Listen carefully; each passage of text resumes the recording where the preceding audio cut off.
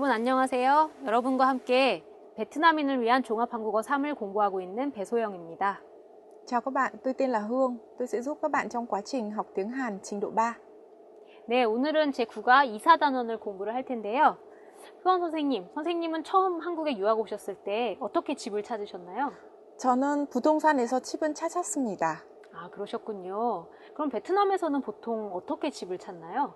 베트남에는 한국도 마찬가지로 부동산에서 집은 찾거나 아니면 친구들 통해서 집은 찾아요. 아, 그렇구나. 네, 여러분. 오늘 한국의 이사 문화에 대해서 같이 공부를 해보도록 하겠습니다. 자, 그럼 공부 시작할까요? 먼저 주거 종류 관련 어휘부터 보시겠습니다. 한 집에 몇 가족이 살고 있느냐에 따라서 집의 형태를 나눌 수가 있는데요. 그럼 개인주택부터 보시겠습니다. 개인주택이라는 것은 한 집에 한 가족이 살도록 만들어진 집을 말합니다. 그러면 연립주택이란 무엇일까요? 연립주택이라는 것은 한 집에 여러 가족이 살 수 있도록 만들어진 집의 형태입니다. 연립주택하고 비슷한 말이 여기에 또 있는데요. 다세대 주택 혹은 빌라라고도 얘기할 수 있습니다. 그래서 다세대 주택하고 빌라도 역시 한 집에 여러 가족이 살 수 있도록 만들어진 집의 형태입니다. 그러면 고시원은 무엇일까요? 고시원은 한국에만 있는 특별한 형태의 집입니다. 사실 고시라는 말은 어려운 시험을 의미하는데요. 어려운 시험을 보기 위해서는 어떻게 해야 될까요? 어떤 집에 들어가서 열심히 공부를 해야 되겠죠. 다른 사람의 방해를 받지 않고 집에서 공부만 하도록 만들어진 그런 작은 방, 작은 집을 고시원이라고 부르는데요. 최근에는 학생들이나 아니면 직장인들이 많이 이용하고 있다고 합니다. 네, 그러면 다음을 보시겠습니다. 다음 역시 주거 형태 관련 어휘입니다.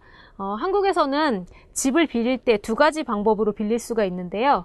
전세와 월세가 바로 그것입니다.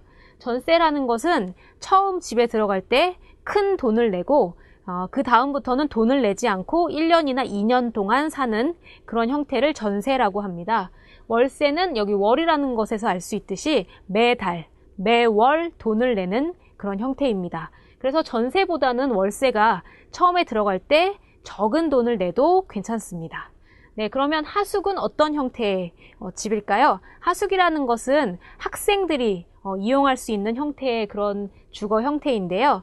어떤 살고 있는 가족의 집에 들어가서 방 하나만 빌려서 거기에서 사는 형태입니다. 역시 하숙도 월세처럼 매달 조금씩 돈을 내면 됩니다. 그러면 하숙집 아주머니께서 식사도 준비해 주시고 청소도 해 주시고 조금 비싸지만 좀 편리한 형태의 그런 주거 형태라고 할 수 있습니다. 영어로 하면 홈스테이 정도가 되겠습니다. 다음을 보시겠습니다. 다음은 이사 관련 어휘인데요. 이사라는 것은 집을 바꾸는 것을 의미합니다. 그래서 이사하다라고 쓸 수 있는데요. 이사하다라는 말은 집을 바꾸다, 집을 옮기다와 같은 뜻입니다. 그럼 이사를 하기 위해서는 먼저 집을 찾아야겠죠. 집을 찾아주는 곳을 우리는 부동산 소개소라고 부릅니다. 부동산 소개소는 여기 소개하다라는 말을 알고 계시죠? 그래서 집을 소개해주는 그런 곳입니다. 아니면 부동산 중개소라고도 얘기하는데요. 중개하다라는 것은 집주인하고 집을 찾는 사람을 연결해주는 그런 역할을 하기 때문에 중개소라고 부릅니다.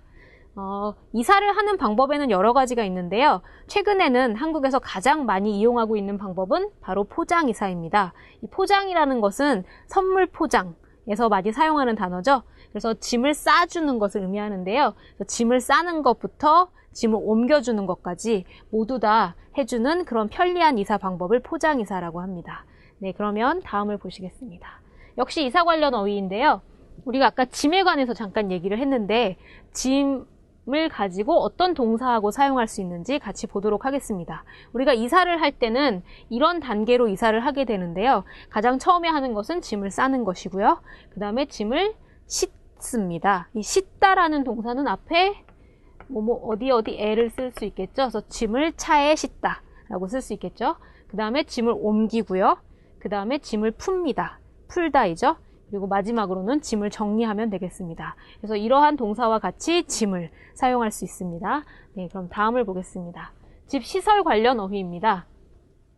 시설이라는 것은 집에서 이용할 수 있는 편리한 기계나 물건들을 의미하는데요. 어떤 것들이 있을까요? 보일러도 있을 수 있고요. 주차장도 있을 수 있겠습니다. 그런데 보일러라는 것은 우리의 집을 따뜻하게 해주는 그런 기계인 것이죠.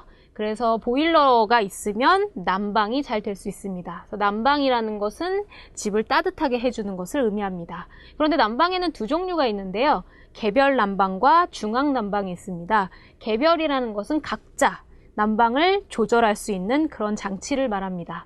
중앙 난방은 건물의 어떤 그 컨트롤 타워 같은 곳에서 사무실에서 중앙에서 관리를 하는 그런 난방 형태를 의미합니다. 네, 그러면 어휘는 여기까지입니다. 선생님하고 또 연습을 해보시겠습니다.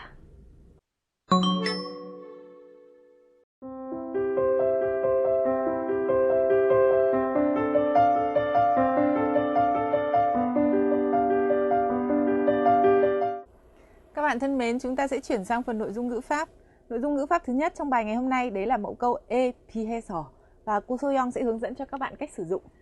네, 에 비해서는 두 개의 사물을 비교할 때 사용하는 문법입니다. 그럼 첫 번째 예문에서는 무엇을 비교하고 있는지 같이 보겠습니다. 요즘엔 전세에 비해서 월세가 더 많아요. 여기에서 무엇을 비교하고 있나요? 바로 전세하고 월세를 비교하고 있습니다. 그래서 전세하고 월세를 비교했을 때 전세가 더 적고 월세가 더 많다 이런 얘기인 것이죠. 전세라는 것은 집을 빌릴 때 처음에 큰 돈을 주고 사는 동안에는 돈을 내지 않는 그런 형태를 말합니다. 두 번째 월세는 처음에는 작은 돈을 내지만 매달 조금씩 돈을 내는 그런 형태의 집을 말합니다. 네. 선생님, 베트남에도 혹시 전세 월세가 다 있나요? 우리나라 주로 월세로 합니다. 그렇군요. 그래서 저도 듣기에는 전세는 한국에만 있는 그러한 특별한 형태의 집이라고 들었습니다. 네, 그러면 두 번째 예문을 보겠습니다. 네, 두 번째. 루이엔 씨, 조금 전에 알아본 집은 어땠어요? 보증금이 산 것에 비해서 넓고 깨끗해 보였어요. 네, 보증금이 싼 것에 비해서 넓고 깨끗해 보였어요. 라는 문장인데요. 여기에서는 지금 무엇을 비교하고 있나요? 전세와 월세처럼 두 가지 비교하는 것이 나오지가 않고 있죠. 여기서 뭘 비교하고 있는지 잘 보도록 하겠습니다. 보증금이 싼 것에 비해서죠. 그러면 이 말은 보증금이 싼 여러 가지 다른 집과 지금 내가 보고 있는 집을 비교하고 있는 것입니다. 그래서 보증금이 싼 보통의 집과 지금 내가 보고 있는 집을 비교했을 때 어떻다는 건가요? 이 집이 조금 더 넓고 깨끗하다라는 것을 의미하는 문장이죠. 그런데 여기 보증금이라는 명사가 나오는데요. 보증금이라는 것은 월세와 같은 형태로 집을 빌릴 때 처음에 조금 큰 돈의 액수를 조금 큰 돈을 내는 것을 말합니다. Để các bạn thân mến, ở trong cái bảng này cô Soyoung sẽ hướng dẫn cho các bạn một số những cái vấn đề liên quan đến vấn đề chuyển nhà hoặc thuê nhà nhé. Ví dụ như 전세, đây là một cái phương thức thuê nhà mà chỉ có ở Hàn Quốc có, ở Việt Nam không có. Đấy là gì ạ?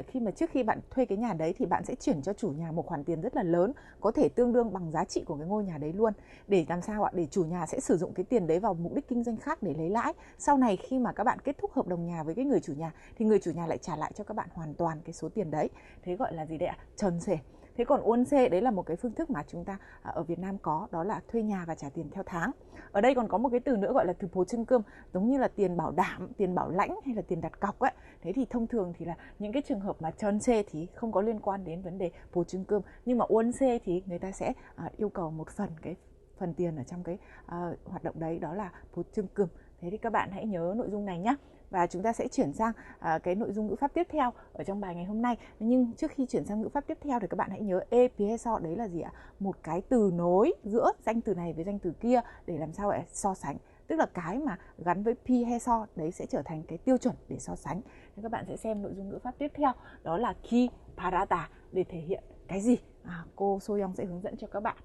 네, 첫 번째 예문을 같이 보겠습니다. 먼저 예문을 보시기 전에 바라다의 의미를 같이 생각해 보겠습니다. 이 바라다라는 동사는 무언가를 원하다 이런 의미인데요. 내가 생각하는 대로 되기를 원한다 이런 것을 표현할 때 사용하는 동사입니다. 그럼 첫 번째는 무엇을 원하고 있는지 같이 볼까요? 항상 건강하시기를 바랍니다 라고 얘기하고 있는데요. 여기에서는 누구의 건강을 바라고 있나요? 나의 건강이 아니고 듣는 사람의 건강을 바라고 있습니다. 그래서 기 바라다의 특징은 나에 대한 일이 아니라 다른 사람에 대한 일이 잘 되기를 원할 때 많이 사용한다는 것이죠. 네, 그런 것을 우리는 기원이라고 표현하는데요. 무언가를 기원할 때, 다른 사람의 일을 기원할 때 많이 사용할 수 있습니다. 자, 그러면 또 어떻게 사용할 수 있는지 한번 보겠습니다. 엘리베이터가 고장이 났는데 어떻게 하지요? 오른쪽에 있는 계단을 이용해 주시기를 바랍니다. 네, 여기에서는 어떻게 기 바라다를 사용하고 있을까요? 오른쪽에 있는 계단을 이용해 달라고 부탁을 하고 있습니다. 그런데 사실은 엘리베이터가 고장이 나서 계단을 이용하라고 부탁하고 있는데 엘리베이터보다는 계단이 훨씬 불편하겠죠. 그래서 이렇게 불편한 일, 다른 사람에게 불편한 일을 좀 이해해 달라고 이해를 구할 때 기를 바라다를 많이 사용합니다. 그래서 여기 어와 주시다라는 부탁을 할 때 사용하는 문법과 기 바라다가 지금 같이 사용되고 있죠. 그래서 다른 사람의 양해를 구할 때, 다른 사람의 이해를 구할 때 제가 기 바라다를 사용해서 표현을 할 수 있습니다. 그래서 사실 기 바라다를 사용하면 굉장히 예의가 있는 그런 표현이 되겠습니다. Các bạn thân mến, ở màn hình này cô Soyoung sẽ hướng dẫn cho các bạn cách sử dụng mẫu câu động từ cộng hay là tính từ cộng với kiren parata. Thì chúng ta đã biết động từ parata là động từ mong muốn, hy vọng, đúng không ạ? Chúng ta cũng đã học mẫu câu gọi là danh từ hóa động từ bằng dịa, bằng ki. Đấy, như vậy có nghĩa là chúng ta đang mong muốn điều gì đó. Kiren parata. Đấy, thì các bạn hãy nhớ đây là danh từ hóa động từ, đúng không ạ? Thế và ở cái câu trường hợp mà ki parata này thì có hai nghĩa. Một là gì? Bạn mong muốn điều gì đó, bạn chúc ai đó điều gì. Đấy, thì các bạn sẽ sử dụng như trường hợp số 1. Đấy, thế còn trường hợp thứ hai, cái trường hợp thứ hai này thì thường sử dụng trong các cái văn phong hành chính hoặc là gì đấy ạ? Mong muốn một cái sự nhượng bộ của đối tượng người nghe. Ví dụ như là ở các cái bến tàu điện ngầm chẳng hạn thế, thang máy bị hỏng rồi thì người ta sẽ ghi dòng chữ là gì? Xin quý khách hay là gì? Xin các hành khách hãy sử dụng thang bộ chẳng hạn như thế, thì đấy là gì đấy ạ? Một cái sự gì? Mong cái sự thông cảm. Đấy, và đây là cái hình thức mà kính ngữ và lịch sự cao nhất. Vậy các bạn đã biết hai ý nghĩa của ki parata. Các bạn hãy luyện tập nhiều với nó nhé. 네, 대화문의 상황을 먼저 같이 보시겠습니다. 오늘은 남씨가 이사를 하기 위해서 부동산 소개소에 간 상황입니다. 우리가 아까 부동산 소개소를 공부했죠? 부동산 소개소라는 곳은 이사할 집을 찾아주는, 이사할 집을 소개해주는 그런 곳입니다. 그래서 남씨와 부동산 소개소의 아저씨가 대화를 하는 상황입니다. 남씨가 찾고 있는 집은 어떤 집인가요? 아파트 전세를 찾고 있습니다. 어떤 조건에 전세를 찾고 있냐면 바로 아래에 나와 있습니다. 학교에서 가깝고 전세금이 싼 집을 찾고 있는데요. 아저씨는 개인주택을 추천하셨습니다. 하지만 역시 남씨는 아파트를 원하고 있습니다. 왜냐하면 남씨는 전망이 좋은 집을 원하기 때문입니다. 이 전망이라는 것은 아파트에서 내려다 보이는 경치를 의미합니다. 네, 그러면 이 정보를 가지고 대화문을 어떻게 만들 수 있는지 대화문 영상을 한번 보시겠습니다. 아파트 전세를 알아보려고 하는데요. 어떤 집을 찾고 있어요? 학교에서 가깝고 전세금이 싼 집이면 좋겠어요. 개인주택이 아파트에 비해서 더 싼데, 개인주택은 어때요? 하지만 저는 전망이 좋은 집을 찾고 있어서 아파트가 좋을 것 같아요. 그럼 잠깐 기다리세요. 한번 찾아볼게요. 네, 좋은 집으로 알아봐 주시기 바랍니다. 대화문 영상을 잘 보셨나요? 이제 대화문을 보면서 같이 내용을 확인해 보겠습니다. 남씨와 부동산 소개소의 아저씨가 대화를 하고 있습니다. 남씨는 아까 어떤 집을 찾고 있었나요? 아파트 전세를 찾고 있었습니다. 그래서 남씨는 아파트 전세를 알아보려고 하는데요. 와 같이 대화를 시작하고 있습니다. 그러면 아저씨는 어떤 집을 찾고 있어요? 하고 질문하죠. 남씨는 학교에서 가깝고 전세금이 싼 집이면 좋겠어요 라고 얘기하고 있는데요. 학교에서 가깝고 전세금이라는 것은 전세를 빌릴 때, 전세로 집을 빌릴 때 처음 내는 돈을 의미합니다. 그래서 보통 큰 돈을 내게 되죠. 그래서 전세금, 금은 돈을 의미하기 때문에 전세금이 싼 집을 찾고 있습니다. 네, 아저씨는 전세금이 싼 집이면 개인주택이 좋다라고 추천을 하고 계세요. 개인주택이 아파트에 비해서 더 싼데 개인주택은 어때요? 하고 개인주택을 추천하고 있죠. 그래서 뭐뭐에 비해서가 나와 있는데요. 아파트하고 개인주택을 비교했을 때 개인주택이 전세금이 더 싸다라는 의미입니다. 네, 남씨는 하지만 저는 전망이 좋은 집을 찾고 있어서 아파트가 좋을 것 같아요. 아까 얘기한 것처럼 전망이 좋은 집은 아파트에서 내려다 보이는 경치가 좋은 집을 의미합니다. 보통 개인주택은 층이 낮기 때문에 개인주택에 비해서 아파트가 전망이 좋겠죠? 네, 아저씨는 한번 찾아보겠다고 얘기하고 계시네요. 그리고 남씨는 네, 좋은 집으로 알아봐 주시기 바랍니다. 그래서 기 바랍니다를 사용해서 자신의 희망을 표현하고 있습니다. 네, 이 내용을 다시 한번 대화문으로 확인해 보시겠습니다. 아파트 전세를 알아보려고 하는데요. 어떤 집을 찾고 있어요? 학교에서 가깝고 전세금이 싼 집이면 좋겠어요. 개인주택이 아파트에 비해서 더 싼데, 개인주택은 어때요? 하지만 저는 전망이 좋은 집을 찾고 있어서 아파트가 좋을 것 같아요. 그럼 잠깐 기다리세요. 한번 찾아볼게요. 네, 좋은 집으로 알아봐 주시기 바랍니다. 대화문의 두 번째 상황을 같이 보시겠습니다. 역시 부동산 소개소에서 집을 찾고 있는 상황인데요. 어떤 집을 찾고 있는지 같이 보도록 하겠습니다. 지금 찾고 있는 집은 바로 하숙집입니다. 하숙집은 우리가 아까 배운 것처럼 어떤 가족이 살고 있는 집에서 방 하나만 빌려서 살 수 있는 그런 형태를 얘기합니다. 그런데 어떤 조건의 하숙집을 찾고 있나요? 주차장이 있고, 즉 차를 세울 수 있고 관리비가 없는 집을 찾고 있습니다. 이 관리비라는 것은 관리해 주는 것에 대해서 내는 돈을 의미하는데요. 하숙집이라면 아주머니가 대신 식사를 준비해 주시고 또 청소도 해 주시니까 그런 것에 대한 비용을 관리비라고 얘기할 수 있겠습니다. 그런데 부동산 아저씨는 연립주택의 월세를 추천하고 계시네요. 왜냐하면 월세가 더 싸기 때문입니다. 그런데 남씨는 점심 식사를 주는 집을 찾고 있습니다. 그렇기 때문에 역시 하숙집을 찾아야겠죠. 점심 식사를 주는 집은 하숙집밖에 없는데요. 하숙집에서는 아주머니가 식사를 준비해 주시기 때문에 점심 식사를 원한다면 하숙집을 찾아야 합니다. 그러면 이러한 정보를 가지고 대화문을 한번 같이 만들어 보겠습니다. 네, 여러분이 남씨를 하시면 제가 아저씨의 역할을 한번 해보겠습니다. 자, 그럼 여러분이 시작하시면 되겠습니다. 시작!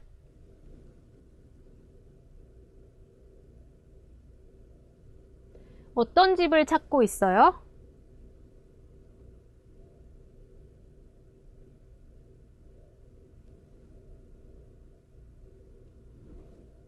연립주택이 하숙집에 비해서 월세가 더 싼데 연립주택은 어때요?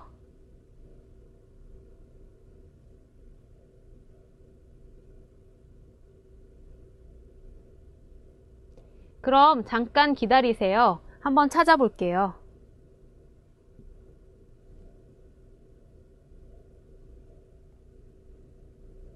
네, 그러면 답을 같이 확인을 해볼까요? 먼저 어떤 집을 찾고 있었나요? 하숙집을 찾고 있었습니다. 그래서 하숙집을 알아보려고 하는데요. 네, 그리고 어떤 조건의 하숙집이었죠? 그 다음에 네, 주차장이 있고 관리비가 없는 집이면 좋겠어요. 라고 자기의 조건을 얘기하고 있습니다. 그런데 아저씨는 어떤 집을 추천했나요? 아까 연립주택 월세였죠? 한번 볼까요? 연립주택이 하숙집에 비해서 월세가 더 싼데 연립주택은 어때요? 하고 연립주택을 추천하고 있습니다. 그래서 여기 에 비해서를 사용하고 있는데요. 연립주택하고 하숙집을 비교했을 때 연립주택이 월세가 더 싸다. 이런 얘기겠죠?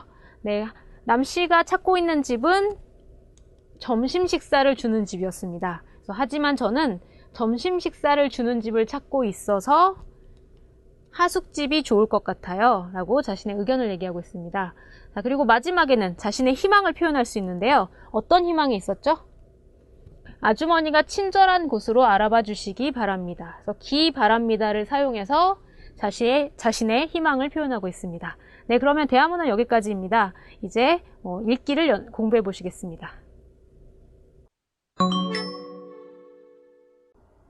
Các bạn thân mến, trong phần bài đọc ngày hôm nay của chúng ta sẽ lần lượt xem xét một vài loại hình phòng trọ, nhà trọ hay là một vài loại hình cư trú mà ở Hàn Quốc tương đối là phổ biến. Đặc biệt là tôi hy vọng nội dung này sẽ giúp ích cho các bạn lưu học sinh. Chúng ta sẽ xem loại hình thứ nhất, đấy là one room. One room tức là tiếng Việt của chúng ta nó tương đương với lại gì đấy ạ? Phòng trọ khép kín. Đấy, một phòng khép kín, 신축 là mới xây. Đây là một cái quảng cáo về gì đây ạ? Cho thuê phòng trọ mới xây. Nội dung căn bản ở đây cung cấp gồm có 보증금 500만 원, 월세 40만 원 và có thể dùng được elevator, có thang máy, đúng không ạ? Và 10 phút đi bộ đến ga tàu điện ngầm. Chúng ta sẽ xem cái đoạn viết của dưới này. Bạn Hiền bạn ấy viết như thế nào về cái 신축 원룸. 우리 집 앞에 새로 지은 원룸이 있는데 역세권이어서 지하철역도 거려서 10분 거리에 있어요. Chúng ta sẽ ngắt câu thứ nhất ở đây. Ở trước nhà của tôi thì có phòng trọ khép kín mới, đúng không ạ? Và vì là gì? Nó ở 역세권, cho nên là đi bộ đến ga tàu điện ngầm cũng chỉ là con đường mất 10 phút thôi. Các bạn lưu ý ở đây có từ 역세권. Tôi muốn các bạn lưu ý từ này. Yok là từ ga, đúng không ạ? 역세권 có nghĩa là gì? Khu vực gần ga. Đấy. Vì là nó ở khu vực gần ga nên là đi bộ đến tàu điện ngầm chỉ mất 10 phút thôi. Nội dung tiếp theo, 보증금 50만 원, 월세 보증금 500만 원, 월세 40만 원 và 다른 원룸에 비해서 좀 싼 편이고 엘리베이터가 있기 때문에 아무 층이나 편하게 갈 수 있어요. Chúng ta sẽ ngắt câu ở chỗ này trước đã. 보증금 ở đây là 500만. Đấy. Tiền hàng tháng là 40만, đúng không ạ? Và 다른 원룸에 비해서, so với những gì? 원룸 khác thì nó có phần là rẻ hơn đấy. Thế và gì đây ạ? Có một đoạn nữa người ta viết là gì? 엘리베이터가 있기 때문에, bởi vì nó có thang máy, thế cho nên là có thể tiện lợi đi lên, đi xuống giữa các tầng. Vậy các bạn hãy nhớ đây là một cái viết, một cái nội dung viết đơn giản của bạn Hiền về một cái loại phòng trọ khép kín gọi là 원룸. Và đây là một cái quảng cáo, chúng ta có thể coi đây là một cái quảng cáo cho phòng trọ mới. Chúng ta sẽ chuyển sang một cái loại hình khác nữa, 연립주택. Các bạn biết 주택 là gì không ạ? 주택 tức là một cái loại nhà trọ độc lập, kiểu như là nhà ở dưới đất ấy. Ở Hàn Quốc thì văn hóa chung cư là nhiều, đúng không ạ? Nhưng mà 주택 có nghĩa là nhà liền ở dưới đất. Đấy. Thế còn 연립 tức là gì đây ạ? Không phải là sống độc lập. Chúng ta thuê một cái căn nhà trọ đấy, chúng ta thuê một cái tòa nhà đấy hay một cái căn nhà ở dưới mặt đất đấy để ở riêng, mà gì để ở chung trong cả một cái căn nhà như thế, nhiều nhà sống chung. Đấy, chúng ta sẽ xem nội dung mà ở đây người ta cung cấp là gì. 전세 3천만 원, 보증금 thì 1,000만 원, 월세 35만 원 và 아파트 단지 근처. Ở đây các bạn nhớ 전세 là cái gì ạ? 월세 là cái gì ạ? 전세 có nghĩa là gì? Bạn sẽ trả tiền một lần tương đương với cái giá trị của cái ngôi nhà đấy hay là của cái nhà mà bạn thuê đấy, cho người chủ. Đấy, và bạn không phải lo tiền trả hàng tháng thuê nữa. Bạn chỉ trả một lần tương đương với giá trị của cái ngôi nhà đấy. Hoặc là do cái sự cam kết giữa bạn với cả người chủ thuê nhà, thống nhất cái khoản tiền đấy. Nên người chủ thuê nhà sẽ dùng cái tiền đấy vào các hoạt động khác để sinh lời. Đấy, thế còn cái tiền này sau khi kết thúc hợp đồng thuê nhà bạn được nhận lại toàn bộ. Đấy là loại hình 전세, đúng không ạ? Còn 월세 là loại hình thuê mà trả tiền hàng tháng. Vậy thì với cái 주택 này, người ta đang đưa ra hai cách thức để bạn có thể thuê được, đúng không ạ? Đấy, chúng ta sẽ xem nội dung mà Hương viết cụ thể là gì nhé. 제 친구는 여러 가정이 같이 살고 있는 연립주택에 살아요. Bạn của tôi đang sống trong một cái gì đây ạ? Một cái 주택 mà có nhiều nhà sống cùng. Đấy. Vậy các bạn đã hiểu cái 연립주택 là cái gì chưa ạ? Là một cái dạng nhà mà không phải chung cư. Đấy, nhà ở dưới mặt đất. Thế nhưng mà nhiều nhà sống chung trong một cái tòa nhà như thế. Đấy. Người ta nói là gì? 아파트 단지 근처에 있어서 상가도 말고 생활하기 정말 편한 것 같아요. Bởi vì sao ạ? Nó lại gần với một cái khu chung cư. Nó gần hay là nó ở trong một cái khu vực là các khu chung cư. Thế cho nên rằng là gì đây? Các cửa hàng thì cũng nhiều mà sinh hoạt thì cũng có phần là rất là thuận lợi. 전세와 월세가 있는데 전세는 3천만 원, 월세는 보증금 1,000만 원에 매달 35만 원 내면 돼요. Đấy, ở đây cả một cái câu như thế này. Đấy, các bạn đã nhìn thấy chưa ạ? 전세와 월세가 있다. Có nghĩa là gì đây ạ? Có thể cho thuê bằng hai phương thức là trả tiền một lần, đấy, hoặc là gì đây ạ? Trả tiền hàng tháng. Thế người ta nói cụ thể, nếu mà 전세 thì sẽ là 3천만 원. Còn nếu mà là 월세 thì tiền 보증 sẽ là 1,000만 원 và mỗi tháng thì lại thêm 35만 원. Và gì đây ạ? 이 집에 관심이 있으시면 저에게 연락 주시기를 바랍니다. Nếu mà bạn có quan tâm đến cái nhà này thì hãy liên lạc với tôi. Đấy, các bạn đã nhìn thấy một cái đoạn quảng cáo viết về cái loại hình, tức là gì đây ạ? Cho thuê nhà dưới mặt đất nhưng mà lại gì đây ạ? Tức là sống chung. Đấy, chứ ở trong một cái tòa nhà đấy có nhiều hộ gia đình sống chung. Đấy, các bạn có thể hiểu đây là một cái loại hình nữa. Như lúc nãy chúng ta vừa mới xem, đấy là một loại hình gọi là gì? One room, nghĩa là phòng trọ khép kín, độc lập. Đấy, thế còn 연립주택 có nghĩa là gì đấy ạ? Một cái nhà ở dưới mặt đất. Đấy, thế nhưng mà nhiều hộ gia đình sống chung. Đấy, hoặc là nhiều người có thể thuê ở trong cái không gian đấy. Chúng ta sẽ chuyển sang cái loại hình thứ hai và thứ ba trong bài học ngày hôm nay, hasuk. Hasuk này là nhà trọ. Đây là loại hình phổ biến đối với cả sinh viên đi làm, đi học hoặc là những người mới đi làm ở Hàn Quốc. Ví dụ như hasuk chúng ta nói chung là nhà trọ nhá. Nhưng mà nhà trọ này nó có cái đặc điểm là gì? Vì ở chung với chủ mà. Thế cho nên là ở hasuk thì thường là chủ nhà người ta sẽ cho các bạn một số những cái sự thuận lợi nhất định. Ví dụ như là người ta sẽ chuẩn bị cho các bạn bữa ăn chẳng hạn thế, hay là người ta sẽ giúp bạn việc cất giữ đồ đạc chẳng hạn là như vậy. Thế thì là bởi vì sống chung với chủ nên là sống chung với chủ nhà cho nên có một số những cái thuận lợi như thế. Các bạn hãy xem đối với hasuk này, đoạn quảng cáo thì viết cái gì? Hasuk비 50만 원. 학교 도보 5분. Tức là gì đây ạ? Đến trường chỉ mất có 5 phút thôi. 아침 저녁 식사 제공. Tức là gì đấy? Chủ nhà của cái nhà trọ này sẽ cung cấp bữa ăn sáng và bữa ăn tối cho các bạn. Internet 사용 가능, có thể dùng được Internet.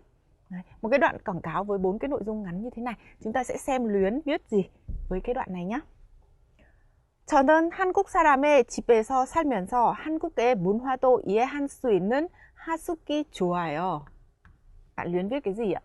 Tôi thích cái kiểu nhà trọ sống gì đây ạ? Chung với chủ nhà. Bởi vì sao đây? Tôi sống ở trong nhà của người Hàn Quốc thì tôi cũng có thể hiểu được văn hóa của người Hàn Quốc. Đây là một cái cách tiếp cận rất là hay đúng không? Tôi thích kiểu nhà trọ sống chung với chủ nhà của người Hàn Quốc. Đấy, bởi vì tôi có thể học được văn hóa Hàn Quốc. 저는 살고 있는 이 집은 한 달에 50만 원이어서 좀 비싼 편이지만 혼자 사는 것에 비해서 편하고 아침, 저녁 식사도 주기 때문에 요리는 한 줄 모르는 사람에게 아주 좋아요. Câu này hơi dài một chút, chúng ta sẽ thử xem. Cái ngôi nhà mà tôi đang sống đây này, 제가 살고 있는 이 집, cái ngôi nhà mà tôi đang sống này, 한 달에 50만 원. Một tháng là 50 man. Đấy, tức là gì đây ạ? Hơi đắt một chút, 좀 비싸지만. 좀 비싼 편이지만. Nhưng mà làm sao đây ạ? So với việc sống một mình, 혼자 사는 것에 비해서 thì nó lại thuận lợi. Và gì đây ạ? Và bởi vì người ta sẽ cung cấp cho tôi bữa sáng và bữa tối. Cho nên là đối với cái người mà không biết nấu ăn, đối với người không biết nấu ăn thì rất là hay. Đấy. Thế và gì đây ạ? Nội dung tiếp theo là gì? 학교에서 거리여서 5분 거리이고 인터넷도 아무 데나 사용할 수 있어요. Thêm nữa là gì đây ạ? Đi bộ đến trường thì cũng chỉ mất có 5 phút thôi. Thế và lại còn có thể sử dụng được Internet bất kỳ lúc nào. Đấy. Đây là một cái đoạn viết mà Luyến đã viết về một cái thông tin ở trong cái nhà trọ. Như vậy các bạn thân mến, trong phần bài học ngày hôm nay của chúng ta, các bạn đã xem 3 loại hình. Thứ nhất là one room, tức là phòng trọ khép kín. Thứ hai là gì đây ạ? 주택, nhưng mà là gì? 연립주택, tức là một ngôi nhà dưới đất nhưng mà nhiều nhà sống chung hay nhiều người sống chung. Và một loại hình thứ ba là hasuk, tức là gì đây? Loại hình ở trọ nhưng mà ở trọ chung với chủ nhà. Đây là loại hình mà tôi nghĩ là rất là nhiều bạn sinh viên quan tâm. Đấy, nhất là sinh viên nước ngoài khi đến Hàn Quốc. Ở hasuk thì sẽ được gì đây ạ? Hiểu, tiếp cận trực tiếp với cả văn hóa Hàn Quốc. Ngoài ra nữa thì còn được giúp đỡ, ví dụ như là việc nấu ăn, chẳng hạn là như thế. Như vậy các bạn có thể dành nhiều thời gian cho việc học tập hơn. Tôi hy vọng là các bạn sẽ tham khảo và học kỹ nội dung của 3 bài học ngày hôm nay. 네, 오늘은 한국에서 집들이에 가본 경험을 글로 써보겠습니다.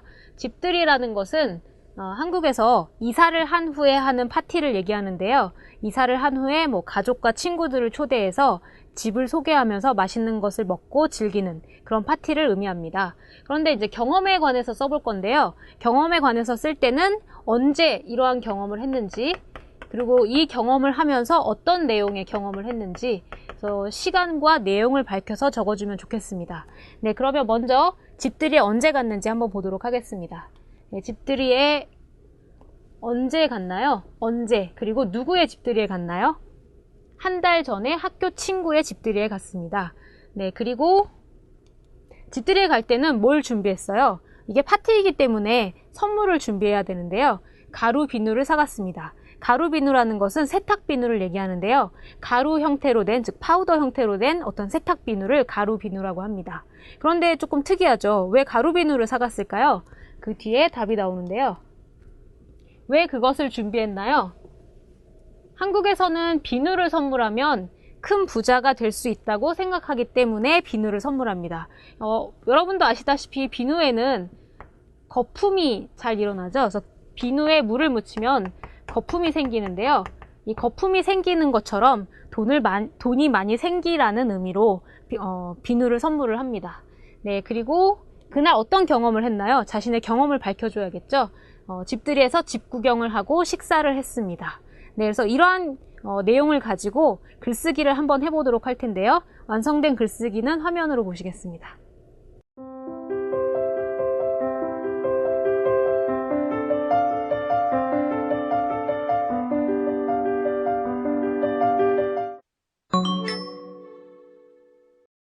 한국의 문화탐방, 언어예절, 동방예의지국, 대한민국. 한국 사람들은 예의를 중요시하게 여기기 때문에 언어예절 또한 매우 중요하게 생각합니다. 그래서 한국어에는 높임말과 반말이 있고 또 같은 높임말과 반말이라도 다른 사람의 기분을 상하지 않게 표현하려고 노력합니다. 다른 사람에게 요청할 때도 죄송하지만 좀 도와주시겠어요? 좀 도와주실 수 있어요? 이것 좀 부탁합니다. 좀 해주세요 등 다양하게 표현할 수 있습니다. 또 누군가의 부탁을 거절할 때도 도와드리고 싶지만 힘들 것 같은데요. 다음에 꼭 도와드리겠습니다. 죄송하지만 어려울 것 같은데요. 좀 생각해보고 알려드리겠습니다. 미안하지만 안 되겠네요 등으로 말할 수 있습니다. 반면 긍정의 대답을 할 때에도 제가 도움이 될지 모르겠지만 노력해보겠습니다. 부족하나마 도움이 되면 좋겠습니다. 최선을 다해 도와드리겠습니다. 라고 대답합니다. 상대방을 먼저 존중하는 한국의 언어예절. 여러분들도 꼭 알아두세요. Các bạn thân mến, trong phần bài học ngày hôm nay của chúng ta, các bạn đã học các từ mới liên quan đến hoạt động chuyển nhà. Hẳn các bạn đã quen với một số những thói quen phong tục trong quá trình chuyển nhà của người Hàn Quốc đúng không ạ? Ở phần ngữ pháp, các bạn đã học mẫu câu so sánh e piheso và mẫu câu thể hiện mong muốn ki parata. Hy vọng các bạn sẽ sử dụng nhiều mẫu câu này trong quá trình luyện tập. 네, 오늘 공부는 여기까지입니다. 오늘은 한국의 집의 종류라든지 또 집들이 같은 한국의 이사 문화에 대해서 공부를 해봤습니다. 그러면 오늘은 여기에서 마치겠습니다. 다음 시간에 뵙겠습니다. 안녕히 계세요.